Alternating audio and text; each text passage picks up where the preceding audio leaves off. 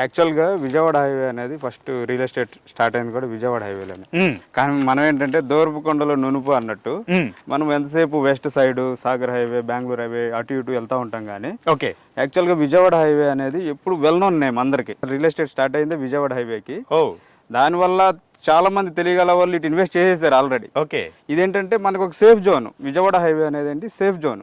ఎప్పుడు కూడా మనకి ఒక కూల్ గా అప్రిషియేషన్ వచ్చే లొకేషన్ ఇది. ఓకే, మనం ఏంటంటే ఒక మ్యాసివ్ మార్కెట్ లోకి వెళ్ళిపోయి ఎక్కువ రేట్లు పెట్టే కంటే కూడా ఒక రీజనబుల్ మార్కెట్ లో లోయెస్ట్ ప్రైస్ లో ఇంకా అవకాశం ఉన్న ఏదన్నా రోడ్ ఏదన్నా ఉందంటే అది విజయవాడ రోడ్డే. అంటే budget friendly plots. Exactly budget friendly project. At the same time మనం ఏంటంటే హైవే కి నియర్ బై జస్ట్ 500 మీటర్స్ లోనే వెంచర్ తీసుకున్నాము. అది మనకి మేజర్ గా బెనిఫిట్ అయితే ఇంకొక అడిషనల్ బెనిఫిట్ ఏంటంటే మన సైట్ల నుంచి 150 ఫీట్ రోడ్ వెళ్తుంది. అవుటర్ రింగ్ రోడ్ నుంచి రీజనల్ రింగ్ రోడ్ కి కరెక్ట్ సార్, రేడియల్ రోడ్ ఇది. ఇది ఇప్పుడు ఈ రోడ్డు ఎందుకంటే మనకి ఆల్రెడీ విజయవాడ హైవేని ఎక్స్టెండ్ చేయడానికి లేదు. దానికోసం మళ్ళీ ఇప్పుడు మనకి ఏంటంటే ప్యారలర్ గా రోడ్ తీసుకొచ్చారు. ఓకే, ఇప్పుడు ఈ రోడ్డే రేపు మనకి ఫ్యూచర్ లో చాలా ఎక్కువ మూవ్మెంట్ ఉండే రోడ్ అవబోతుంది.